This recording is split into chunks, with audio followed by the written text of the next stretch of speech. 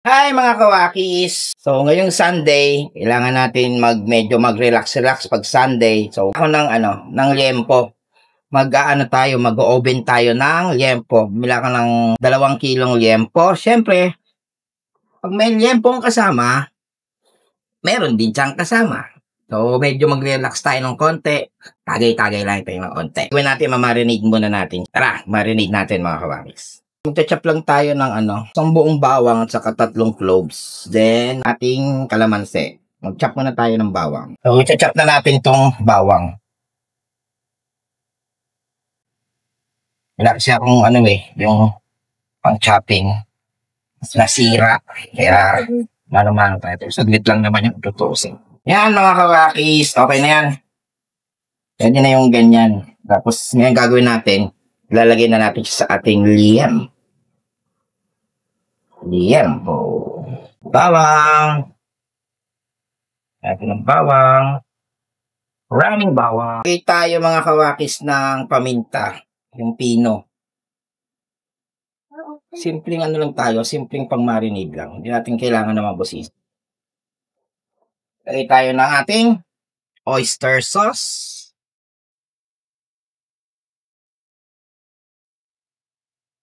Ubus na yung oyster natin Lagay tayo ng ating liquid seasoning.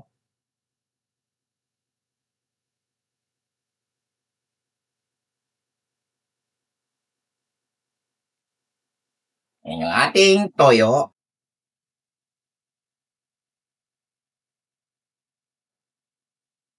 Kasi ako naglalagay ng mga asu-asukal. Ayoko ng ganun. Ayoko kasi ng matamis. Kaya yung simple marinade. Tapos lagay tayo ng konting asin lang.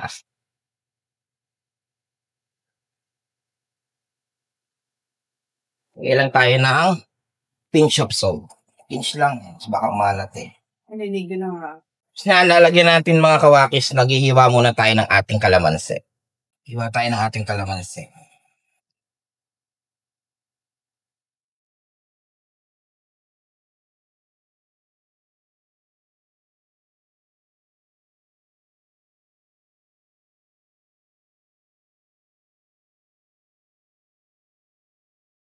After natin nagdagdag ako ng konting ketchup. Ilagay na natin yung ating kalamansi.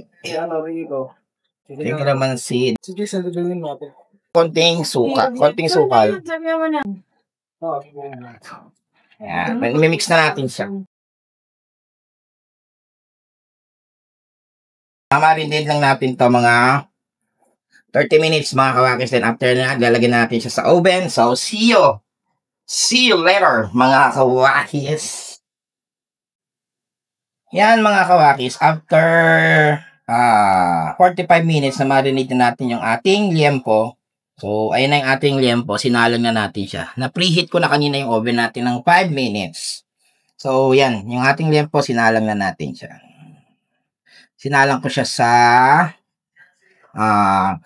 230 Celsius. Tapos, double heat siya. Then, 50 minutes. So, hintayin natin sila maluto. Then, mamaya, medyo papahid-pahid tayo. So, tara, mga kawakis.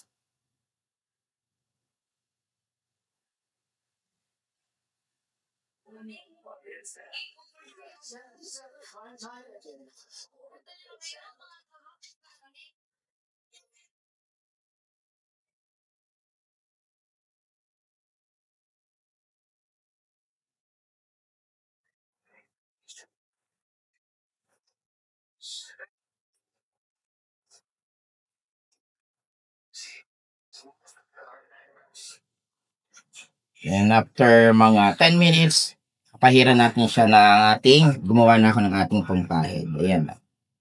Ay, hindi nakita. So, balikan ko kayo mamaya mga kawakis. Yan mga kawakis, after 55 minutes, so almost 1 hour, ayan na yung liempo natin, luto na. So, ang gagawin natin, i-chop na natin siya. Para mga kawakis. So, ayan na mga kawakis. Chop na natin yung ating liempo. Naluto na yung ating liempo. Ganda, di ba? Sakto lang siya, hindi siya gano'ng sunog. Kasi, konti lang naman ang nilagay kung ano eh. Ketchup. Kaya okay lang yan. Sakto lang yan. So, gagawin natin, chop natin siya mga kawaki.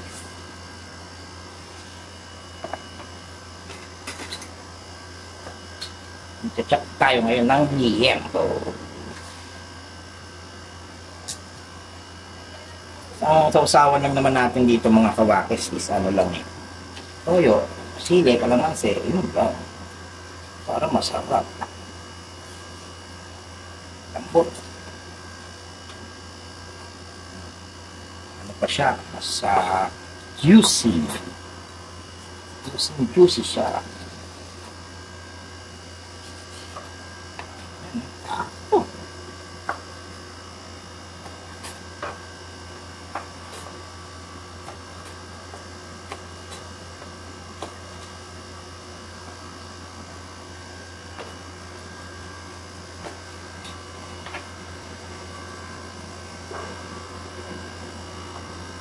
Gagawa lang tayo ng sausawan na toyo, kalamansi at sili. Lambot niya.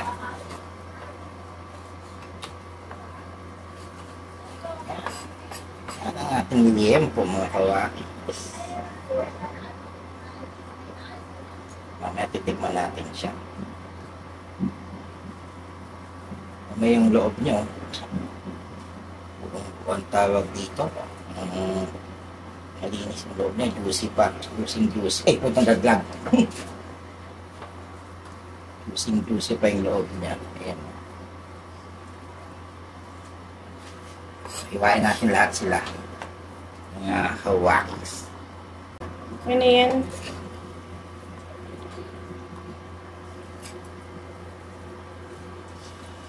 Ano ba? Ano muna? Ito pa yung ano eh. No, wait.